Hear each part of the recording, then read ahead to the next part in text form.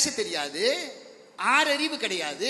இது மனுஷனுக்கு இருக்கு. அதனால மனித பிறவி அரிதான பிறவி. அப்படிதானே? கொஞ்சம் யோசிச்சு பார்ப்போம். வீட்டுல நாய் வளர்க்கணும், வான்னா வருது. தமிழ் தெரியாத வீடுன்னு வச்சுக்கலாம், கம்மியார் அப்படின்னா வருது. ஒருவேளை ஹிந்தி தெரிஞ்ச வீடுன்னு வச்சுக்கலாம், குத்தா இதர் ஆவோ அப்படின்னா வருது. ஆறறிவு இல்லாத நாய்க்கு ஹிந்தி தெரியுது, இங்கிலீஷ் தெரியுது, தமிழ் தெரியுது. அது வள்ளுன்னு குலைக்குது. நமக்கு என்னன்னு தெரிய மாட்டேங்குது சார். ஆறறிவு இல்லாத நாய்க்கு, பேச தெரியாத நாய்க்கு மனுஷன் பேசுற பாஷை எல்லாம் தெரியுது. ஆனா ஆறறிவு இருக்கிற நமக்கு, பேச தெரிஞ்ச நமக்கு நாய் பாஷை தெரியல. நாய் பெருசா, மனுஷன் பெருசா? கௌரதையா வாழணும் அப்படின்னு சொல்லுவாங்கல்ல, நம்ம சொல்லுவோம் கௌரவமா வாழணும்னு சொல்லுவோம். கௌரதை கதைக்கு பேரு. ஒரு ஆட்டோ டிரைவர் சொல்ற மாதிரி இந்த கதை தொடங்குது. அப்படியே குறுக்க விழுந்து கையை அசைக்கிறான், நிறுத்து நிறுத்துன்னு.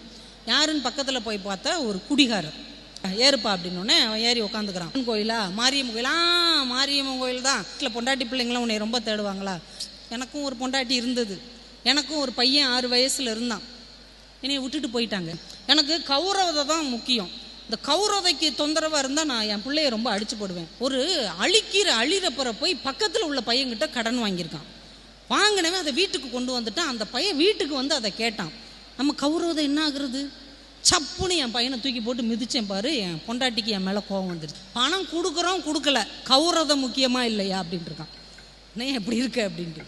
இன்னொரு நாள் என் பொண்டாட்டி என்கிட்ட அடி வாங்கினா. நான் தான் காசு கொடுக்க மாட்டேனே, எல்லா காசையும் நான் குடிச்சிட்டேன். கோவத்தில் மகனையும் கூப்பிட்டுட்டு போயிட்டா. எங்கே போனான்னு தெரியலை. அவ்வளோதான், 2 பேரும் போயிட்டாங்க. என் கூடலாம் யாருங்க குடித்தனம் நடத்துவா? நானே ஒரு குடிகாரன், நான் ஒரு ஊதாரி, என் கூட யார் குடித்தனம் நடத்துவான்னு புலம்பிக்கிட்டே வர்றான். மாரியம்மன் கோயில்கிட்ட வந்து நிப்பாட்டி இறங்கி போப்பா அப்படின்னோடனே இறங்குறான். காசு இல்லை. அப்படி கடன் சொல்லி ஆட்டோவில் வந்தால் நம்ம கவுறதை என்ன ஆகுறது?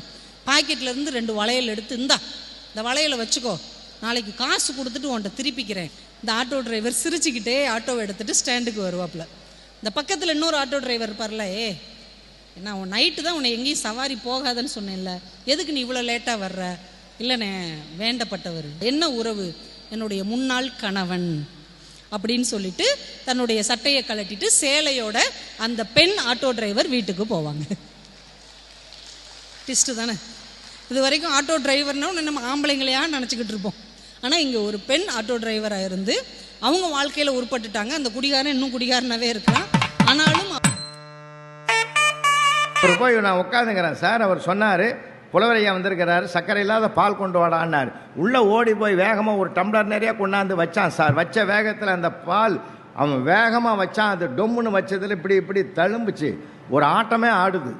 நான் சொன்னேன், நான் சவுத்தார்காட் டிஸ்ட்ரிக்டில் விழுப்புரத்தில் பிறந்து வளர்ந்தவன், நான் என்ன பண்ணியிருக்கணும், தழும்புதரான்னு சொல்லியிருக்கணும். அந்த பையனை கூப்பிட்டு சொன்னேன், டே சாம்பு பால் ஆடுதுரு அப்படின்னு. இல்லை மாமா, அது மாடுதுன்னா.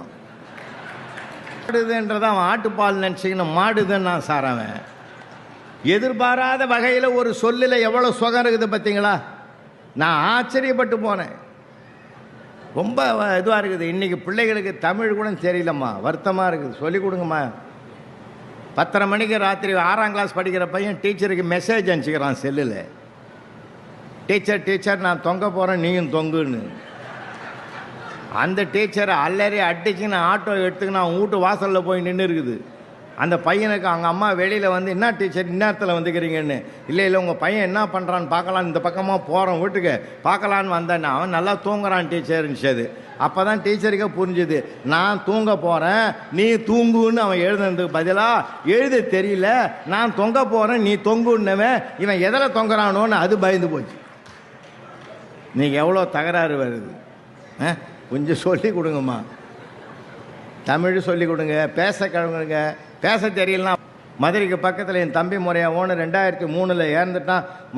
ஃப்ளைட்டில் போய் மாட்டுத்தாவணியில் இறங்கி போயிட்டு ஒரு மலர் மாலை வாங்கி போட்டான். அவனுக்கு போட்டுட்டு நான் நிற்கிறேன். அவன் புள்ள பிஎஸ்சி செகண்ட் இயர் படிக்கிற ஒத்த பையன் எழுந்து நின்று என்னை கட்டி பிடிச்சி கதறி அழுதாயா, பெரியப்பா நீ எல்லாம் இருக்கிற போது எங்கள் அப்பா போயிட்டாரேண்ணா சார்.